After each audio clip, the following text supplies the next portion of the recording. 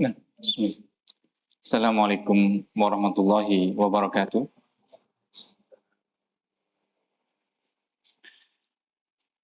Innal hamdalillah nahmaduhu wa nasta'inuhu wa nastaghfiruh wa na'udzu billahi min shururi anfusina wa sayyiati a'malina. May yahdihillahu fala mudhillalah wa may yudlil fala hadiyalah.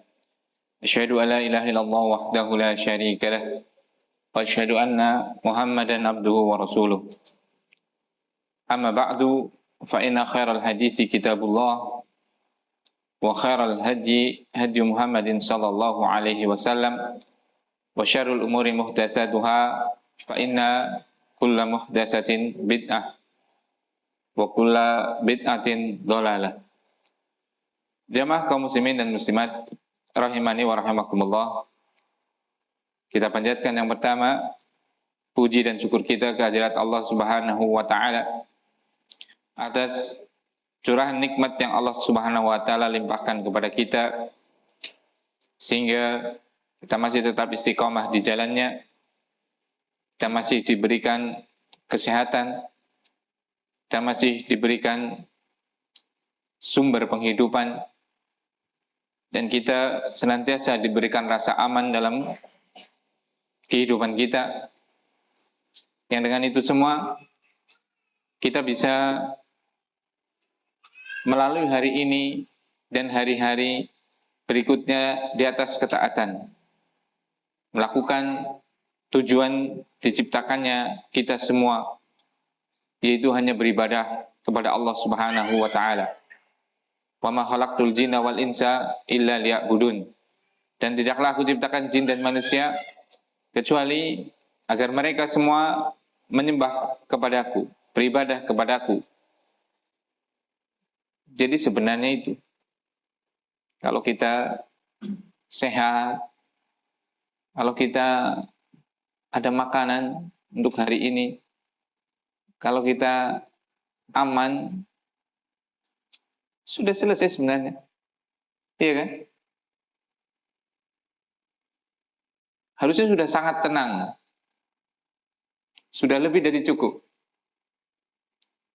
Seperti itu. Yang menjadikan kita tenang adalah was-was, kekhawatiran, atau ketamakan. Khawatir karena kurangnya keyakinan. Ketamakan karena hawa nafsu. Itu yang akan menyebabkan hidup kita nggak bahagia sebenarnya. Gundah gulana. Kita khawatir besok makan apa, mengkhawatirkan sesuatu yang belum terjadi. Nanti kalau besar anak saya bagaimana? Apalagi kalau saya meninggal bagaimana? Subhanallah, seolah-olah yang mengurusin anak kita adalah kita. Keyakinan yang keliru. Yang ngurusin anak kita adalah siapa? Allah Subhanahu wa taala. Tatkala kita ada, berarti dengan perantara wasilah kita. Ya kita optimalkan mengurus mereka sebaik-baiknya. Tapi jangan khawatir nanti kalau kita nggak ada juga nggak usah khawatir.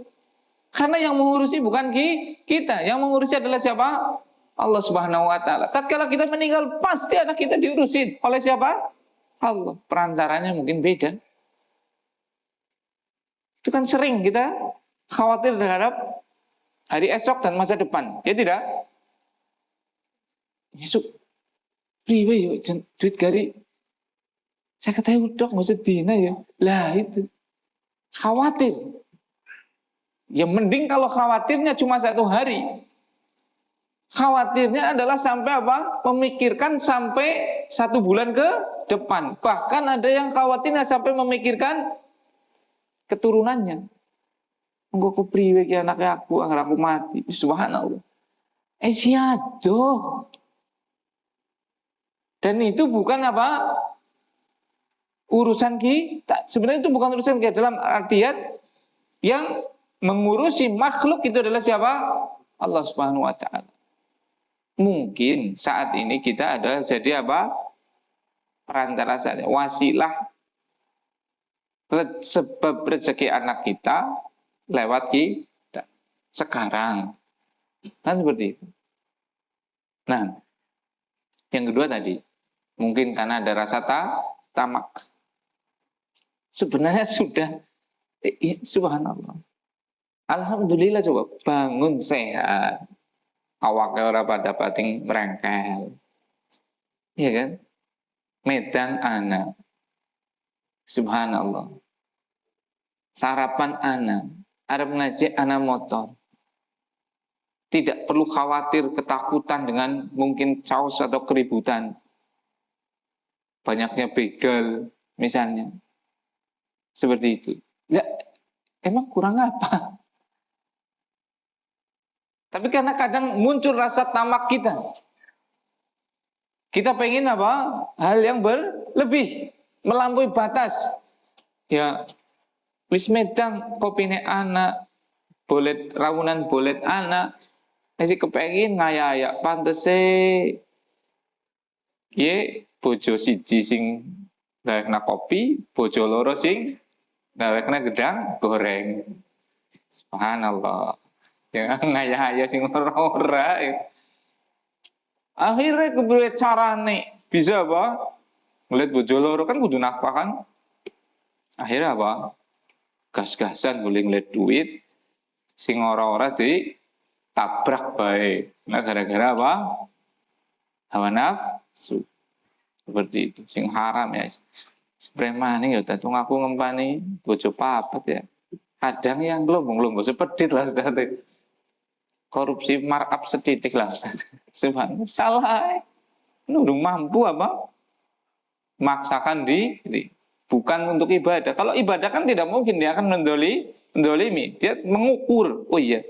Ya nggak apa-apa kalau memang harus nikah lagi. Tapi kira-kira sudah mampu belum? Finansialnya, ilmunya, mau ditempatkan di mana? Kan seperti itu. Bukan ngikutin hawa nafsu. Karena apa? Mau pamer. Bojone pira sih? Ya Superman aku telah papat. Subhanallah. Rika pira? Siji cemen. Subhanallah. Ya seperti itu. Itu. Makanya barakallahu fikum.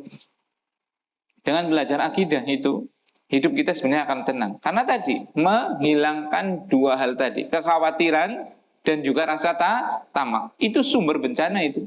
Salah satu sumber bencana apa? Gundah gulana hati kita. Nah, kita lanjutkan membaca kitab yang ditulis oleh Syekh Muhammad Ibn Abdul Wahab rahimahullah ta'ala. Namun jangan lupa, yang kedua kita memperbanyak sholawat serta salam hadirat Nabi Agung Muhammad Sallallahu Alaihi Wasallam pada keluarganya, sahabatnya, dan seluruh kaum muslimin dan muslimat yang senantiasa berpegang teguh dengan ajaran beliau Sallallahu Alaihi Wasallam. Nah, kita lanjutkan. Masih kita membaca kitab Fadlul Islam yang ditulis oleh Syekh Muhammad Ibn Abdul Wahab rahimahullah ta'ala sampai pada bab terakhir, yaitu bab at-tahdzir minal bid'ah.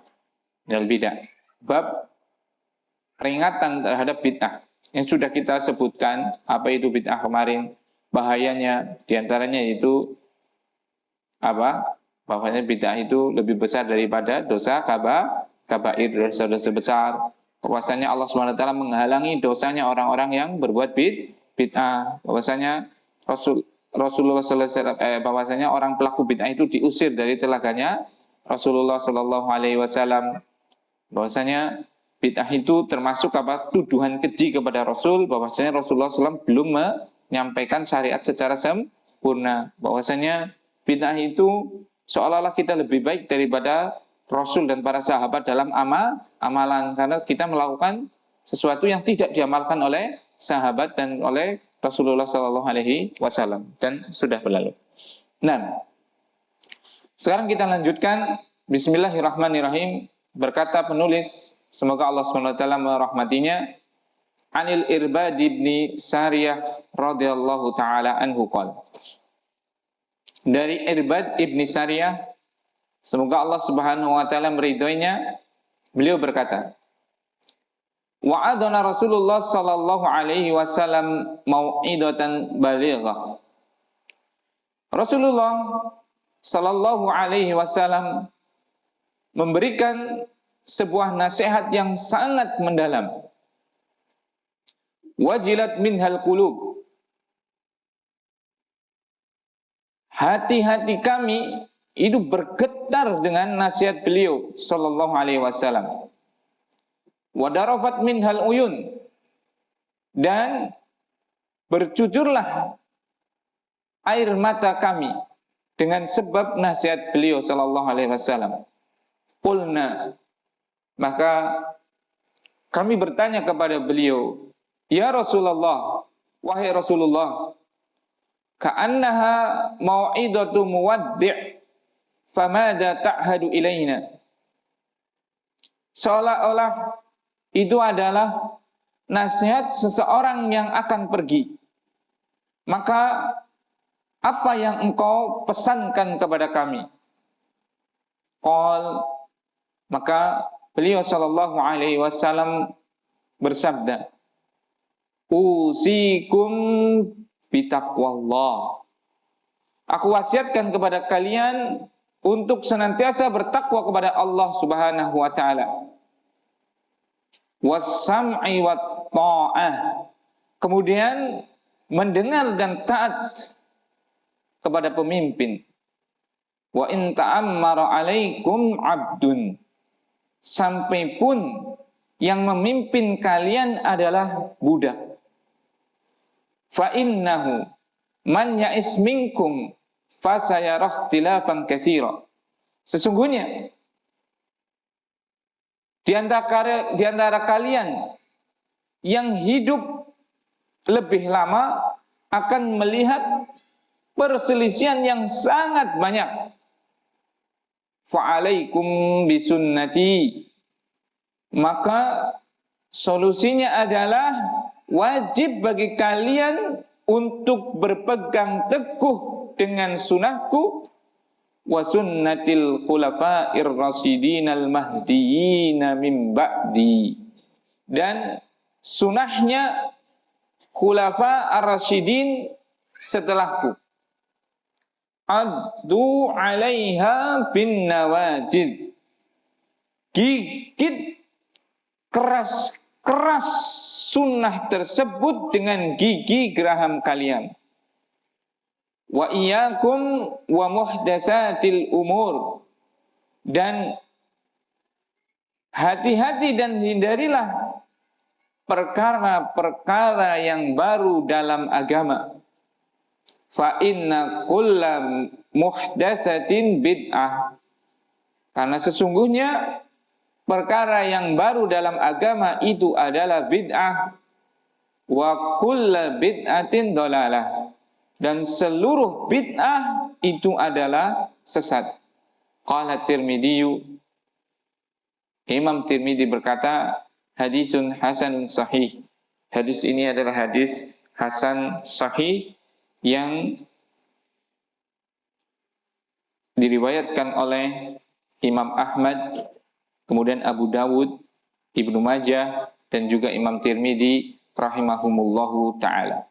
Nah, beliau Syekh Muhammad rahimahullah ta'ala setelah menyampaikan bab, beliau langsung membawakan hadis. Seperti kita sudah sebutkan berulang-ulang, bahwasanya beliau Syekh Muhammad Ibn Wahab adalah orang yang sangat mutamasik, sangat berpegang teguh dengan syariat, dengan Al-Quran, dengan hadis, dengan pemahaman para sahabat radhiyallahu ta'ala anhum ajma'in. Maka sering kita ulang-ulangi bahwasanya beliau itu sangat jarang membawakan ucapan sendiri. Itu. Makanya sebagian salaf mengatakan, kalau seandainya engkau bisa menggerakkan kepalamu, itu ada dalilnya, maka lakukan. Maksudnya apa? Tidaklah ada satupun perbuatan kalau bisa itu apa? Kita punya apa? Dalilnya. Itu, Masya Allah. Namun seperti itu ya, sunnatullah kauniyah. Tidak semua orang itu suka dengan kita, apapun keadaan kita. Sebaik apapun orang, tetap akan ada yang nggak suka. Sebagaimana tetap ada yang suka. Seburuk apapun orang, tidak semuanya benci pada dia. Tetap ada yang suka, walaupun banyaknya yang benci. Karena itu adalah sunnatullah kauniyah, ketetapan Allah yang pasti terjadi. Rasulullah SAW kurang apa itu? Mau kurang apa? Nggak punya salah kok. Nggak punya salah kepada Allah, nggak punya salah kepada manusia, nggak punya salah kepada orang, baik manusianya itu mukmin atau kafir. Karena beliau dijaga oleh Allah SWT maksum untuk berbuat salah, tidak berbuat salah. Itu saja bukan nggak disukai, diperangi, diincar untuk dibunuh, dihilangkan nyawanya. Itu sekelas beliau Shallallahu Alaihi Wasallam yang nggak punya dosa, baik dosa kepada Allah, baik dosa kepada manusia, baik manusianya mukmin, baik manusianya kafir, baik kepada binatang, baik kepada tumbuhan, baik kepada alam semesta. Beliau nggak punya dosa, ikhwan. Sallallahu Alaihi Wasallam. Itu saja nyawanya diincar, hartanya dirampas, kehormatannya dihancurkan, diusir dari kampung halamannya, nyawanya dijadikan sayembara, negeri hijrahnya diserbu dan diperangi. Maka jangan pernah kita berpikir di dunia ini, tatkala kita sudah berusaha untuk menjadi orang baik, kemudian orang itu kita menuntut orang untuk semuanya baik kepada kita. Itu nggak mungkin. Kalla wa rabbil Ka'bah. Priwe sih kae wong ujarku aku ora tau nglarani, ora tau nglomboni. Ya aku ora tau ngapa-apa kena kok dene kayak kayu. Sering mungkin kita mengucapkan dan memikirkan hal tersebut, ya tidak? Ya nggak usah ya Allah. Karena hidup itu ujian. Ujian itu salah satunya ada kita diuji dengan adanya orang-orang seperti itu. Kadang kita diuji dengan nikmat yang kita dituntut dengan syukur.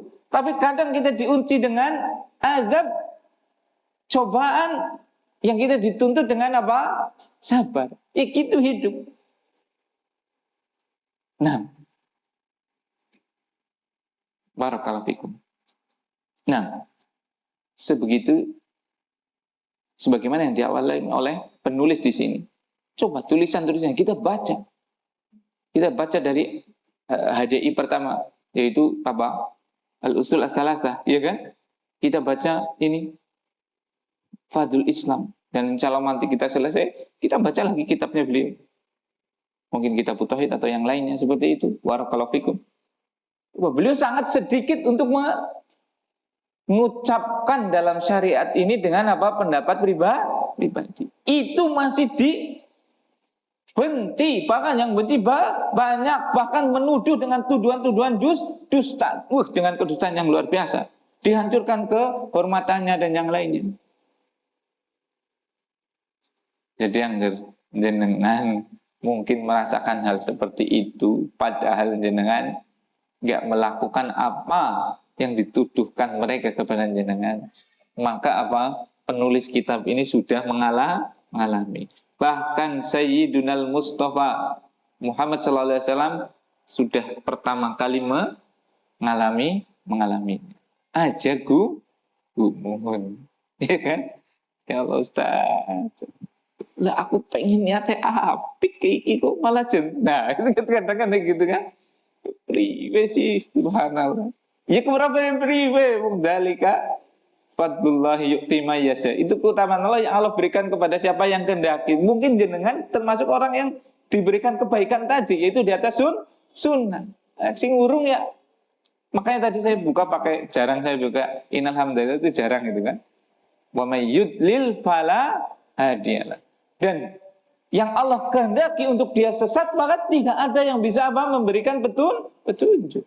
Seperti kan tadi adem, iya kan?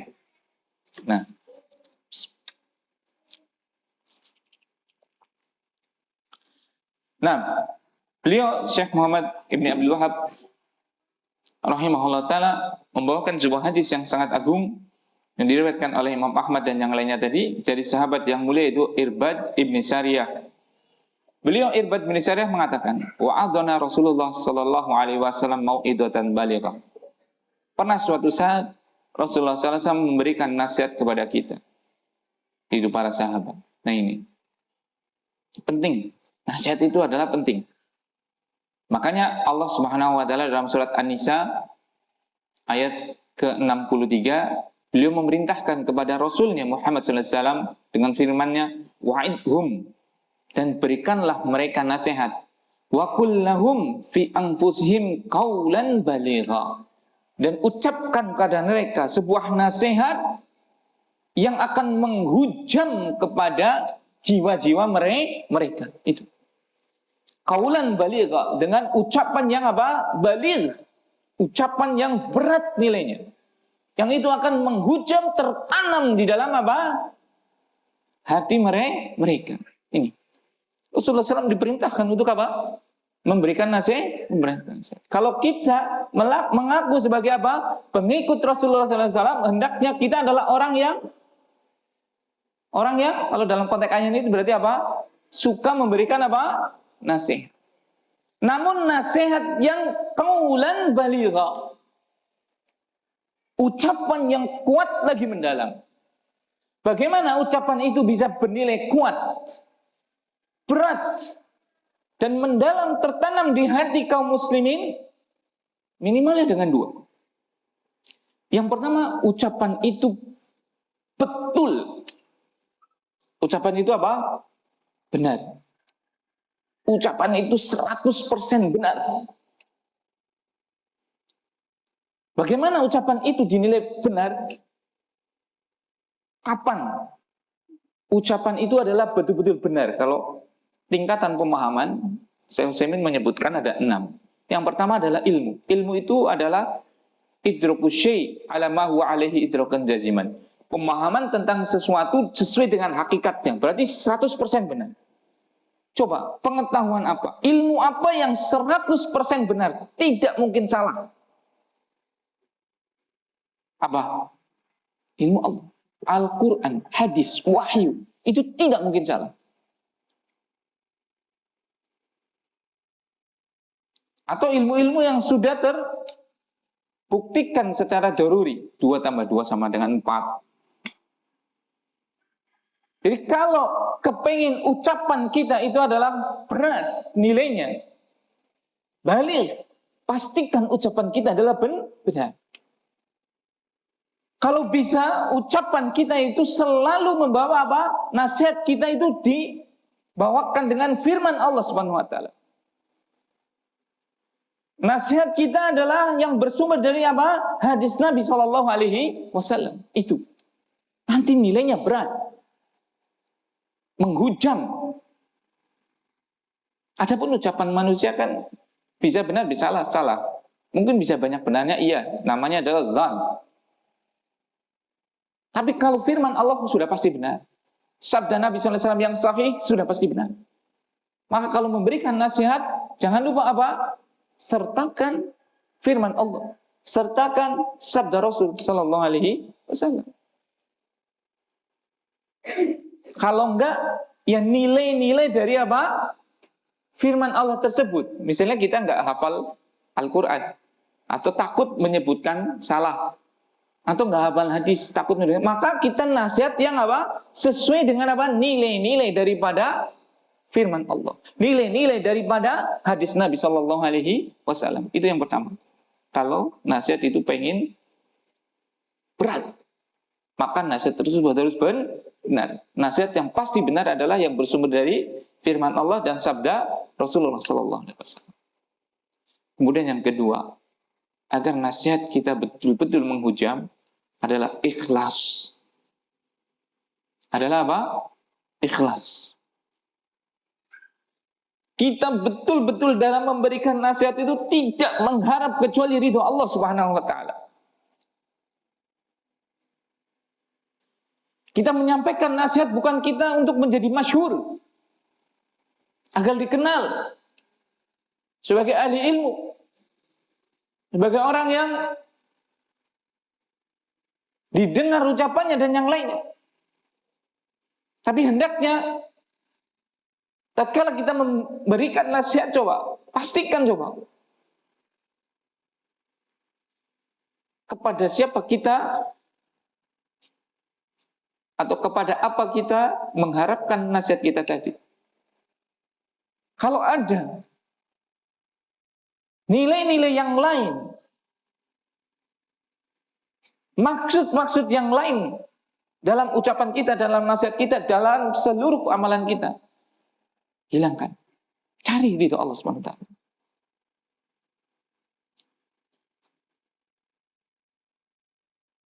Kita mungkin cari tadi pandangan manusia agar melihat kita, pendengaran manusia agar mendengarkan ucapan kita, kesombongan kita mungkin karena kita sudah bisa berusaha lebih sedikit dan yang lain. Dan yang lain-lain. Maka tatkala kita memberikan nasihat, kalau kepengen nasihat kita itu balik, kuat, ikhlaskan karena Allah Subhanahu wa taala. Itu kenapa ucapan orang itu dengan ucapan yang sama persis tapi akan berbeda. Bahkan ucapan dari satu orang itu kadang menghujam, kadang tidak.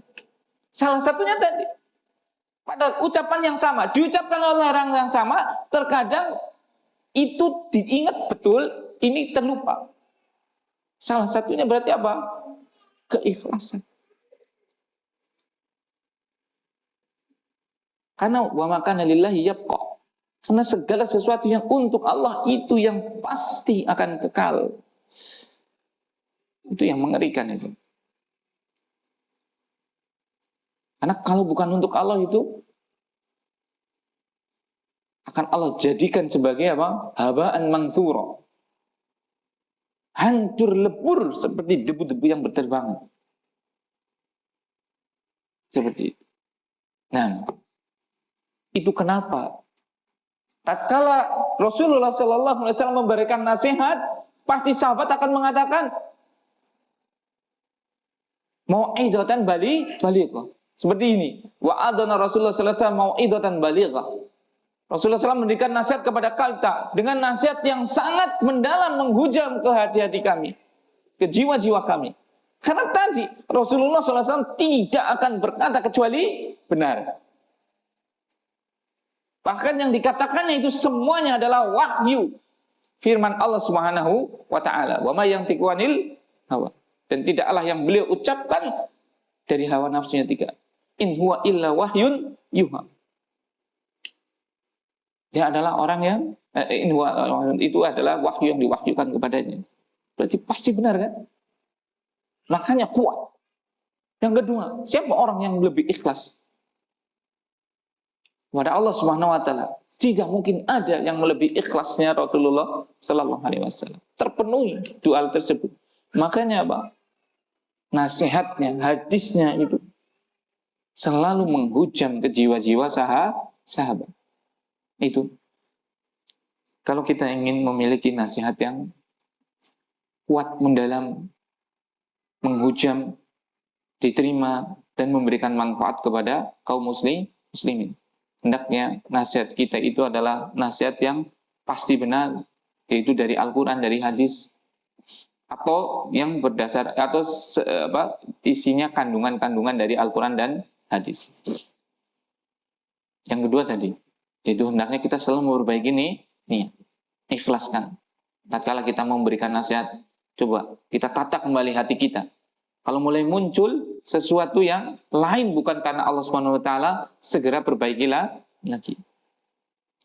Wajilat minhal qulub wa darafat minhal uyun. Maka jiwa-jiwa, hati-hati kami itu betul-betul bergetar dengan nasihat tadi. Air mata kami itu bercucuran, kata para sahabat radhiyallahu taala anhum ajma'in. Itu. Ini adalah salah satu dari tanda keimanan sahabat. Kalau disebutkan nama Allah, sebutkan firman Allah, sebutkan nasihat-nasihat yang bersumber dari Allah adalah wajilat qulubuhum. Bergetar hati-hati mereka.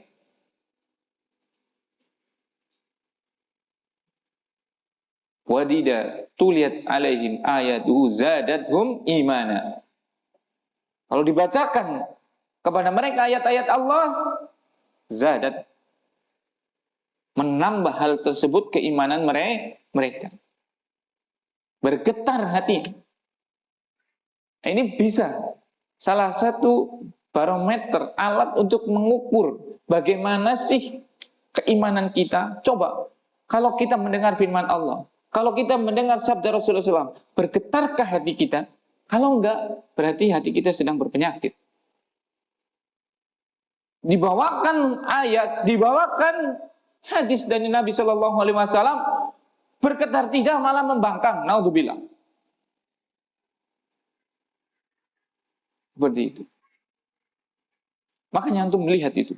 Seluruh sahabat radhiyallahu taala anhum ajma'in.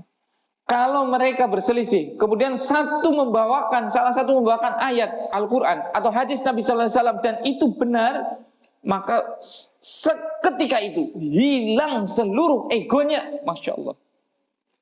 Hilang seluruh ego pribadinya. Tunduk betul-betul di depan apa? Al-Quran. Tunduk betul-betul di depan hadis Nabi SAW. Itu yang harus kita miliki sebenarnya. Tatkala ego kita kepingin dunia, kepingin terkenal, kepingin apapun, dengan cara mungkin apa? Yang berseberangan dengan apa? Syariat. Kemudian diingatkan dengan Al-Quran. Harusnya sudah berhenti, putuskan seluruh hal-hal tadi yang bertentangan dengan syariat. Itulah seorang mukmin. Idza qadallahu, kalau Allah Subhanahu wa taala telah menurunkan keputusan kepada mereka, maka tidak ada pilihan lain bagi mereka. Ya sudah, ikutin.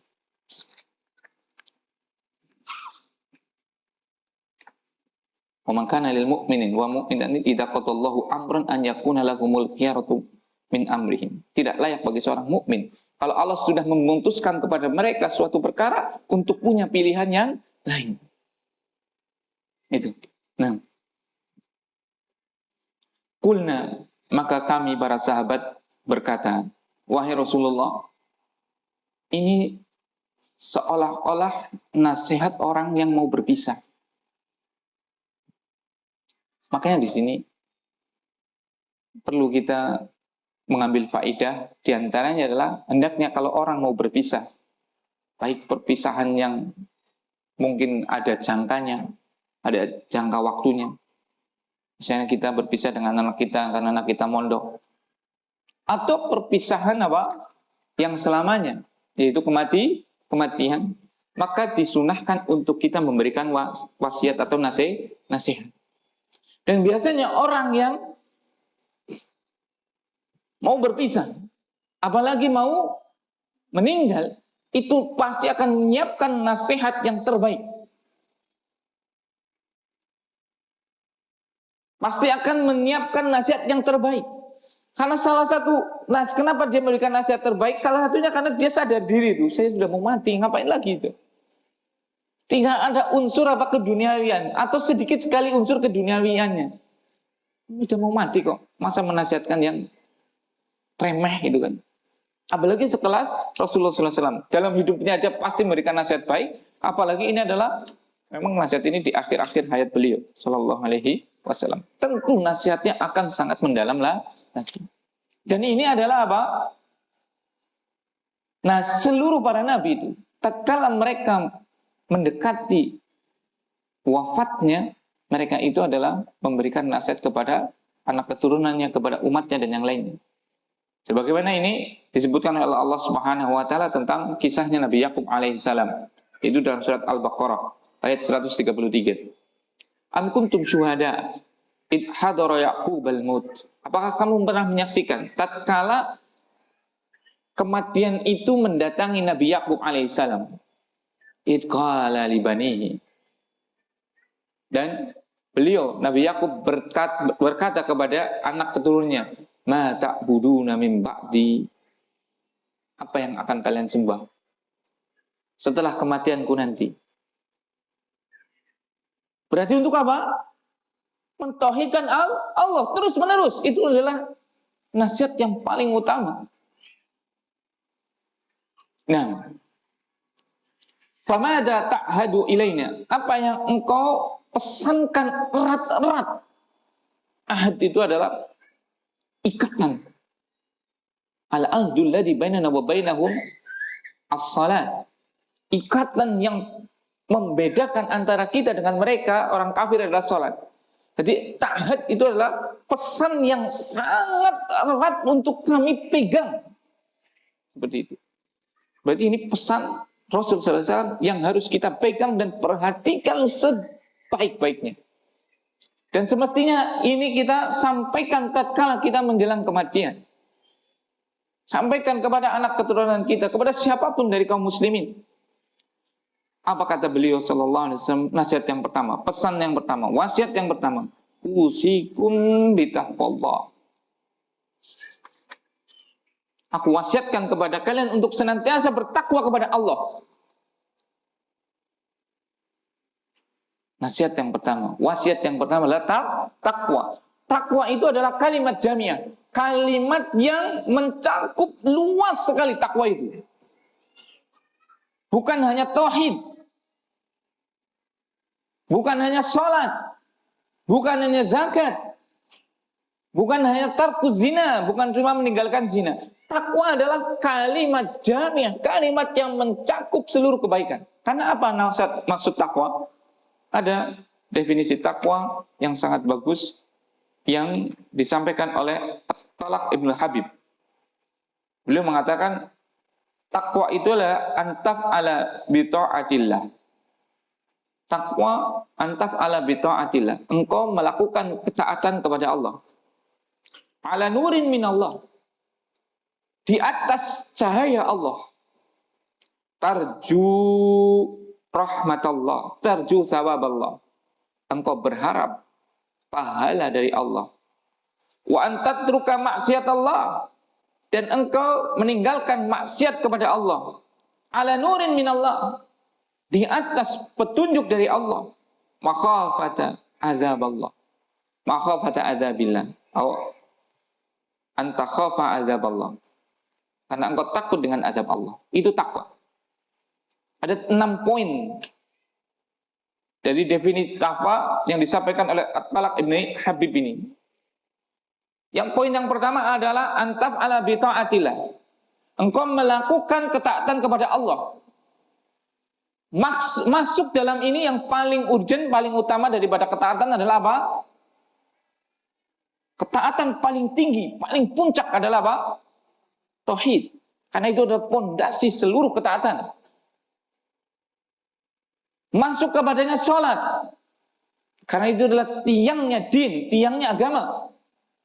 Zakat, puasa, haji, berbuat baik kepada orang tua, berbuat baik kepada tetangga, dan seluruh ketaatan.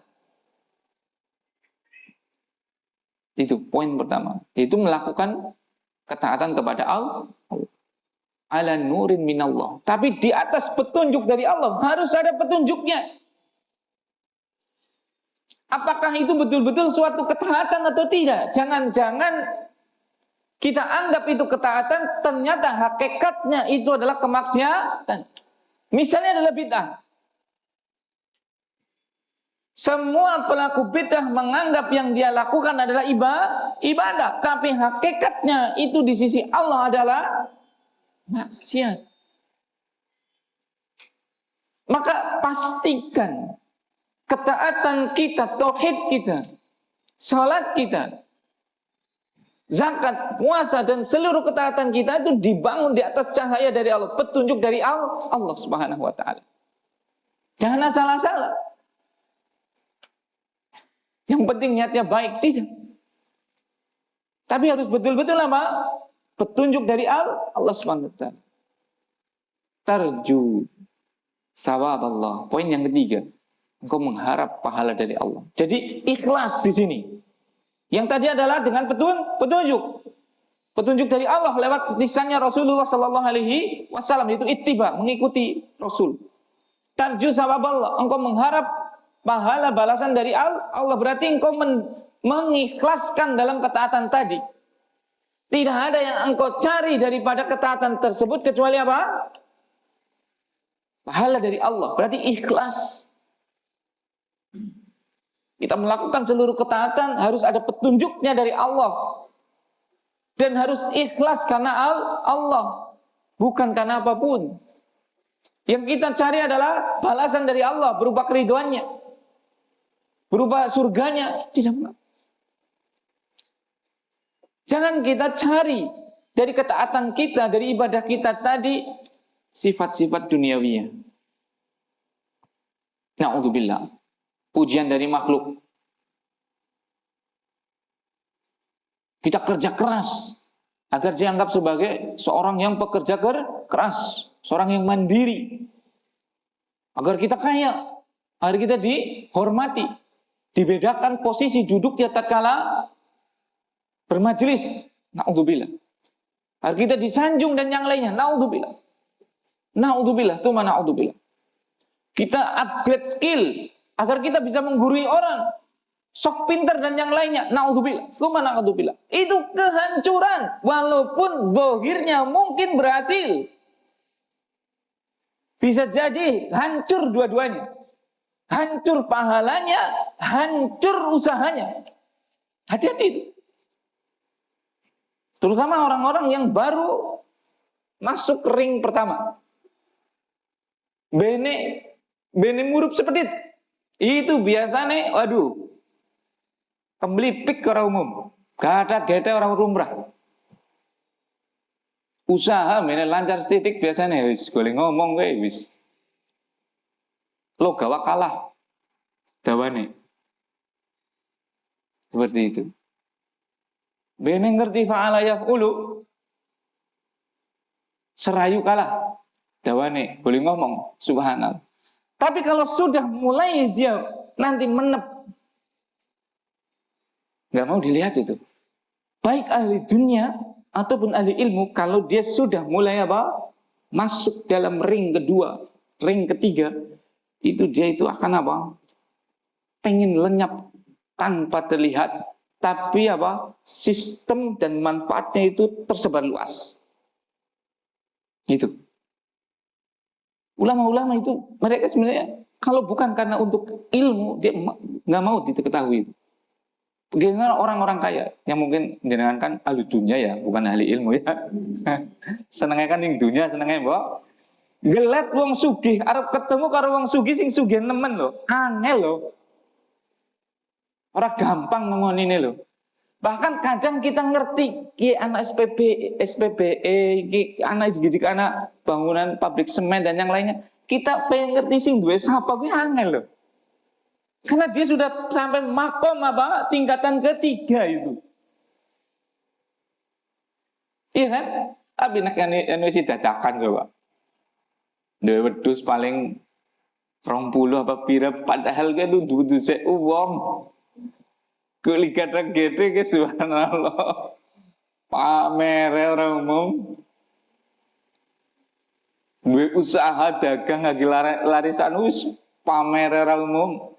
Duwe tanah misalnya mene kira ya. Mungkin setengah bau lah iki lah ya Pak. Wis golek cerita nang ngendi bae ya Allah. Aku kayak lagi nandur apa? Ya, nandur kacang wong iki terang iki. Apik wis apik nemen. Tanah aku ini lumayan lah. Subhanallah. Tapi kalau sudah mereka dalam orang kaya-kaya itu sudah Bahkan kita nggak bisa itu ketemu dengan dia itu. Susah ditemuin. Dan mereka cenderung apa? Menghilang dari peradaban. Tapi cengkeraman ekonominya sangat kuat. Salah satunya kalau ahli dunia tadi menghindari pajak gitu loh.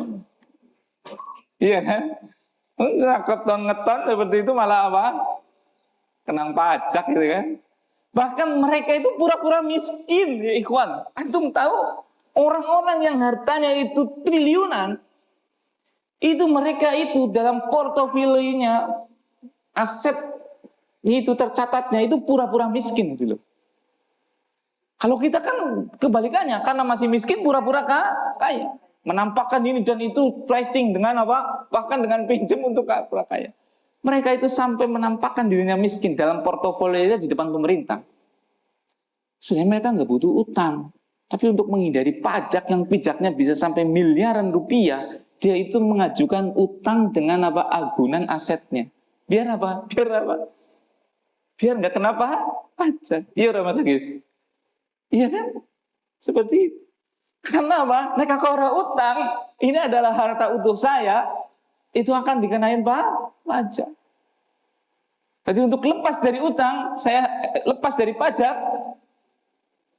Nah itu ya, itu salah satu trik ya. Mungkin dengan ada yang sugi sing umum, utangnya sing akeh. Ya Allah ya. Ini sistem manusia ya dah kalah kali kayak gue. Jadi sistem manusia itu sistem edan, jalan keluarnya ya edan. Tapi kalau sistem Islam, sistemnya baik, solusinya baik. Karena mereka nggak takut untuk dipajaki. Mereka akan diambil oleh syariat Islam dengan bentuk apa? Zakat. Yang itu sangat sedikit daripada apa? Asetnya. Yang itu tidak digunakan untuk semena-mena, namun ditasorufkan. Dibagikan kepada siapa? Yang berhak. Iya kan? Yang berhak tadi pasti yang berhak banget itu. Pasti yang berhak. Tapi kalau pajak, yang mendapatkan paling banyak, itu biasanya bukan orang yang berhak. Mohon maaf, misal, pegawai apalah, ya itulah, DPR atau apa, yang gajinya itu bisa 0,5 M dalam 1 bulan. Mungkin gajinya biasa, 30 atau berapa. 30 aja sudah luar biasa. Tapi fasilitasnya sekedar untuk pulsa komunikasi dengan alat ini istilah komunikasi 56 juta. Masya Allah. Kayak ngomong karo alien apa ngomong karo apa gitu. Pulsanya kan nemen deh ya nih. Terus lalu saya juta buk jadi counter lah. Nah kayak apa? Dengan alasan untuk komunikasi kan, buka counter langsung. Lalu ngomong karo apa sih? Ngomong karo siapa sih biayanya sampai berapa puluhan juta itu. Iya. Terus ini dan itu, tunjangan ini dan itu. Itu kan diambil dari mana? Kebanyakannya dari mana itu? Pajak. Nah, itu. Karena zalim itu. Maka digunakan untuk kedoliman juga nanti kebanyakannya. Untuk kemaksiatan misalnya. Jadi wong Banyumas apa? Duit setan depangan belis atau iblis kan? Jere wong Banyumas. Yang wong Banyumas kan jenengan. Bismillah. Nah, jadi seperti itu. Berikan nasihat. Nasihat pertama adalah takwa kepada Allah yang didefinisikan tadi. Yaitu apa? Engkau melakukan ketaatan kepada Allah, poin pertama, tapi harus di atas petunjuk dari Allah sesuai dengan syariat, ittiba. Kemudian yang kedua adalah tarju sawab Allah. Yang engkau harap adalah apa? Pahala keridhaan Allah. Berarti apa? Ikhlas. Poin keempat dari definisi takwa. Antat truka maksiat Allah. Engkau meninggalkan kemaksiatan kepada Allah. Berarti termasuk takwa adalah kita meninggalkan apa? Maksiat. Kita meninggalkan maksiat itu sudah merupakan ketakwaan. Misalnya ya, hari Minggu kan hari Ahad ya. Hari Ahad, karena kita ditakdirkan dari orang lagi nggak punya, akhirnya dina Minggu mung apa? Ayahku yang mung nekan yang wedus.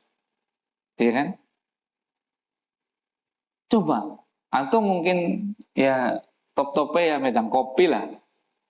Karo geduk ya. Misalnya ya, nah. Coba kita niatkan, alhamdulillah ya Allah. Karena engkau takdirkan saya lagi ora ada duit, akhirnya aku orang dalam aurat nengerita mall. Jajal, jenengan lagi ada duit. Bisa-bisa ngerti namiku apa mari ngapa? Ngerita mall. Padahal ngerita mall apa sing ora dibukak ngono. Iya bora. Abdul sing kaya apa? Sing pipine abang, anak. Sing pupune putih, ya anak, ya kan? Sing pipine madan ireng, ya anak. Sing lipstike kayak cabe merah, ya anak. Sing anak kayak cabe japlak, semu-semu oren, ya anak. Livene, iya mbok. Ngono ndeleng kowe. Bahkan anak sing kayak keton, subhanallah. Coba niatkan gitu. Niatkan alhamdulillah ada duit aku ora bisa deleng maksiat gitu kan, deleng aurat. Alhamdulillah syukuri itu loh. Seperti itu. Kita meninggalkan itu. Meninggalkan apa? Kemaksiatan ala nurin minallah, di atas petunjuk dari Allah. Kemudian apa poin yang keenamnya? Takhafa adaballah. Karena engkau takut dengan azab Allah. Seperti itu. Kenapa jenengan enggak ngerokok, Mas? Aku wis divonis dokter kanker stadium 4. Seperti itu. Dia orang main biasanya main pasang judi slot. Lah main kepriwe apa? Galengan wis diris kabeh entuk. BPKB wis ngandang kabeh. Sertifikat wis orang ngandang maning, umahe wis dilelang. Dia enggak judi karena sudah tidak apa? Tidak punya. Bukan karena meninggalkan judi, bukan karena Allah Subhanahu wa ta'ala. Maka kita meninggalkan maksiat itu karena Allah. Makanya saya bilang itu. Orang-orang yang suka merokok, dan merokok itu hukumnya haram dengan seluruh banyak dalil. Bahkan ahli medis pun sepakat tidak ada yang berselisih. Kecuali orang-orang yang suka merokok aja lah. Merokok itu merugikan. Seluruhnya sudahlah. Nggak usah diperpanjang itu kan. Sudah jelas. Orang bisa merokok itu cuma 2 itu. Bahkan nggak cuma merokok. Seluruh kemaksiatan itu yang bisa membentikan itu hanya 2. Yang pertama adalah faktor kematian. Yaitu karena wis divonis meriang panas banget, baru dia mau berhenti itu. Karena wedi, nek terus aku cepet mati nih gitu. Iya tidak? Itu pun masih kadang masih bisa lah nyuli-nyuli lah, nyolong-nyolong. Tapi nek kasih sehat itu ora bakal. Boknya hak anake dilalai sing biasanya 5.000 tak dilalai tak potong 2.000. Sing penting aku bisa utut. Iya ora? Dilalai loh. Dilalai orang madang. Sing penting bisa apa? Utut. Pokoknya sih entah makna banget itu. Kecuali wis brak. Vonis kerongkongannya kudu debor. Jantungnya kudu dipasang ring, ngono, bene gitu. Iya tidak? Sama dengan maksiat lain. Itu seperti itu. Nek esiana sing bisa dedol, esiana sing bisa gadekna, sing wis doyan judi, doyan selingkuh dan yang lain tetep lakukan. Wis sambruk ora ada apa-apa bene. Gue pengen ngeroli sedikit sekang zakat fitrah apa zakat mal bisa-bisa gue apa? Gue pasang slot maning, astagfirullah. Itu pertama. Yang kedua adalah syariat, agama. Ini yang paling bisa. Makanya dinasihati dengan ilmu itu. Sampaikan dengan ilmu. Terima atau tidak terima, kita sampaikan. Hukum harus tetap disampaikan. Haram, haram. Makruh, makruh. Boleh, boleh. Sunnah, sunnah. Wajib, wajib. Seperti itu. Toh untuk kebaikan dia. Pasti akan ada yang menerima. Sebagaimana tetap ada orang yang nggak terima. Kita sampaikan aja. Apa hukum rokok? Nggak usah muter-muter. Haram. Dalilnya ini. Secara syariat sampaikan. La doror wala diror. Hadis. Sampaikan dari Quran, wala tulqu bi aydikum ila tahluka. Jangan engkau lemparkan dirimu ke dalam kebinasaan. Secara realita semua tip tabib, dokter mengatakan itu semua adalah racun. Dari segi ilmiah, cari itu racun dalam rokok itu lebih banyak daripada alkohol. Dari ekonomi, pemborosan, sampaikan seluruh dalil dengan baik tentunya. Semoga mereka bisa terbuka, ya tidak? Seperti itu. Barakallahu fikum. Nah, mau terima itu adalah petunjuk Allah Subhanahu wa taala yang memberikan dia petunjuk. Enggak terima, qad adaitul amanah. Aku sudah tunaikan apa? Amanah ilmiah. Itu adalah takwa. Jadi nasihat pertama adalah apa? Takwa. Nah, kemudian nasihat kedua adalah apa? Wasam'i wat ta'ah. Wa in ta'ammara 'alaikum 'abdun. Yang kedua adalah untuk mendengar dan taat kepada pemerintah walaupun yang memerintah kalian adalah seorang budak. Ini as-sam'u wat ta'ah. Mendengar dan taat. Dalam banyak sekali Al-Quran itu kita diperintahkan untuk wajib mentaati pemimpin kita. Ya ayyuhalladzina amanu atiiullaha wa atiiur rasula wa ulil amri minkum. Wahai orang yang beriman, taati Allah, taati Rasulullah sallallahu alaihi wasallam dan pemimpin-pemimpin kalian. Wajib untuk kita mentaati pemimpin kita. Nah, tapi ada kaidahnya, yaitu selama pemimpin kita memerintahkan dalam ketaatan. La ta'ata fi makhlukin fi maksiati Allah. Tidak ada ketaatan kepada makhluk pada perkara yang berupa kemaksiatan kepada Allah Subhanahu wa taala. Itu kaitannya seperti itu. Pemimpin kita selama memerintahkan kepada kita kebaikan yang tidak menyelisih syariat, patokannya adalah tidak bermaksiat kepada Allah. Sampai pun itu perkara nggak ada dalam Al-Quran, nggak ada dalam hadis, tapi kalau itu tidak menyelisih apa? Tidak bermaksiat kepada Allah, maka hukum asalnya adalah apa? Wajib untuk kita mentaatinya. Seperti itu. Suruh buat KTP, hukum asalnya adalah wajib. Suruh buat SIM, suruh mencatatkan pernikahan dalam KUA tatkala kita menikah. Itu hukum asalnya adalah apa? Wajib. Seperti itu. Nah,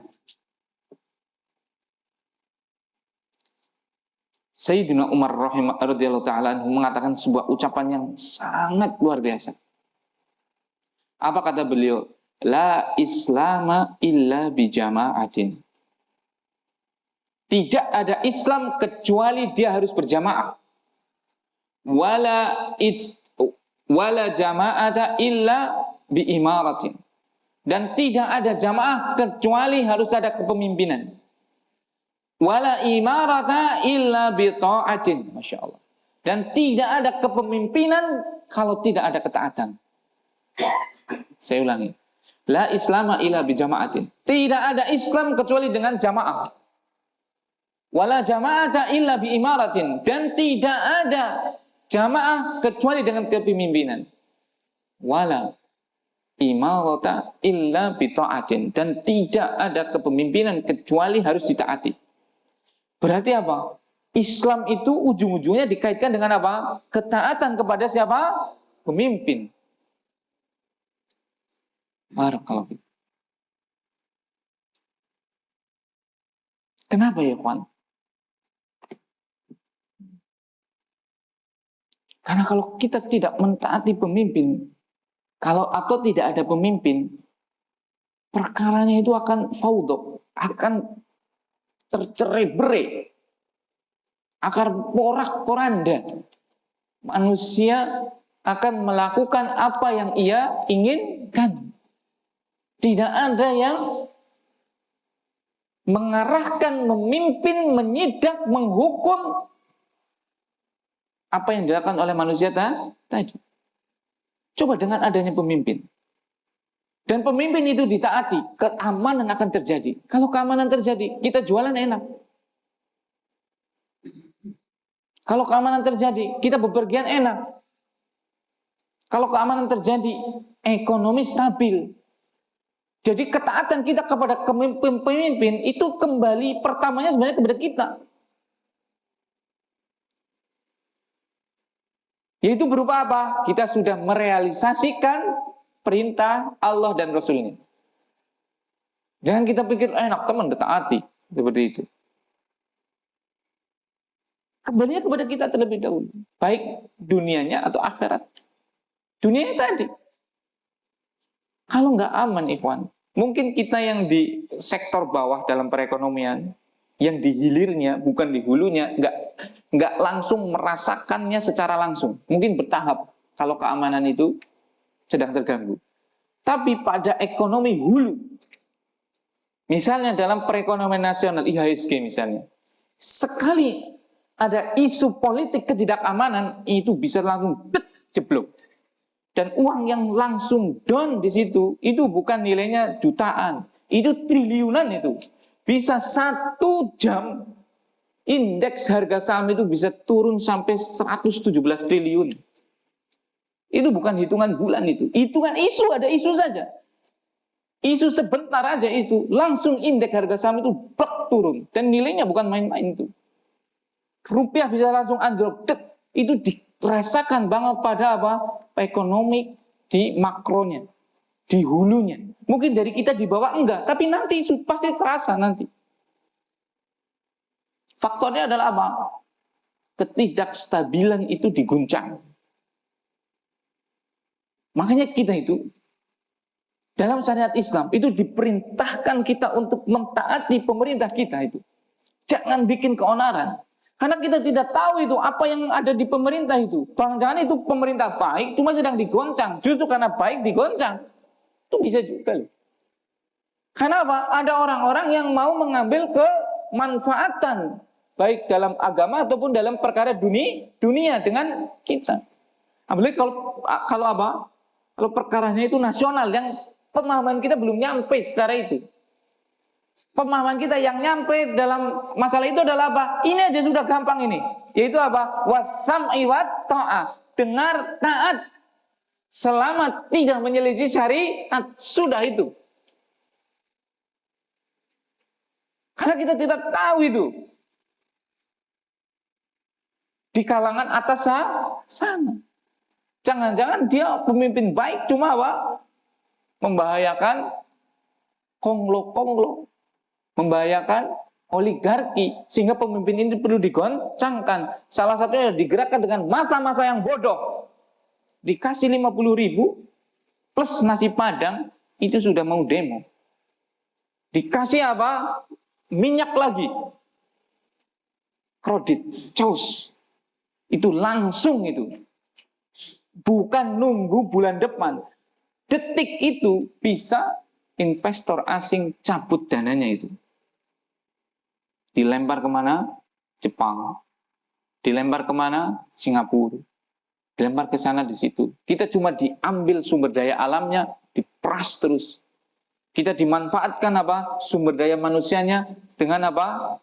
Harga yang sangat murah. Itu. Makanya itu. Kita nggak bisa memahami hal yang di atas sana, tapi kita sangat mudah untuk memahami apa? Yaitu apa? Tadi wasam'i wat ta'ah wa in ta'ammara 'alaikum 'abdun. Dengar, taat, bahkan ditekankan oleh Rasulullah SAW, walaupun yang memimpin kalian adalah budak. Ini perkara yang berat ini. Kita semua tahu bahwasanya mentaati pemerintah itu baik dan yang lainnya. Tapi tatkala dalam kondisi tertentu mungkin yang terjadi kedzoliman dan dilalah sing dedzolimi awake dewek misalnya, itu biasanya apa? Ya tidak? tetap harus kita mentaati. Seperti itu. Walaupun dengan tetap kita memberikan nasihat. Kajian-kajian. Selain kita memberikan nasihat kepada rakyat untuk as-sam'u wa ta'ah, juga kita harus menyampaikan kajian-kajian yang berupa fadilah pemimpin. Siapa itu pemimpin? Fadilahnya pemimpin yang adil. Azab bagi pemimpin yang zalim, kita harus sampaikan juga itu. Jadi harus berimbang ya. Jangan rakyat terus yang kudu ditekan kon as-sam'u wa ta'ah. Tapi pemimpinnya orang duwe masukan. Kita sampaikan juga. Kajian-kajian tentang syurutu al-imarah, syarat kepemimpinan. Syurutul amir, syarat seorang pemimpin. Fadlul imarah, keutamaan kepemimpinan. Fadlul amir, keutamaan orang pemimpin. Dan juga khataratuhu, kebahayanya bagi pemimpin-pemimpin yang zalim. Kita sampaikan sebagai bentuk nasihat tanpa kita mentakyin orangnya. Kalau mentakyin harus kita datang 4 mata. Tapi kalau kita menyampaikan secara umum nggak ada masalah. Maksudnya tadi kepemimpinan, syaratnya, utamaannya, azab dan bahayanya nggak ada masalah itu kan. Dan itu lebih mudah diterima karena mereka nggak tersakiti, ya kan? Daripada kita takyin menunjuk hidung, Pak P, misalnya, itu kalau sudah di depan mix itu bahaya itu, subhanallah. Nah, ini nasihat yang kedua dari Rasulullah Shallallahu Alaihi Wasallam, yaitu untuk dengar dan taat kepada para pemimpin. Masih ada beberapa lanjutannya. Insya Allah kita lanjutkan pada pertemuan berikutnya. Semoga Allah SWT memberikan taufik kepada kita untuk selalu bertakwa kepada Allah dan diberikan taufik juga untuk mentaati dan mendengar pemimpin-pemimpin kita dalam perkara yang tidak menyelisihi syariat Allah Subhanahu wa taala. Mohon maaf kalau ada tutur kata yang kurang berkenan. Akhiru da'wana alhamdulillahirabbil alamin. Subhanakallahumma wa bihamdika asyhadu alla ilaha illa anta astaghfiruka wa atubu ilaik. Assalamualaikum warahmatullahi wabarakatuh.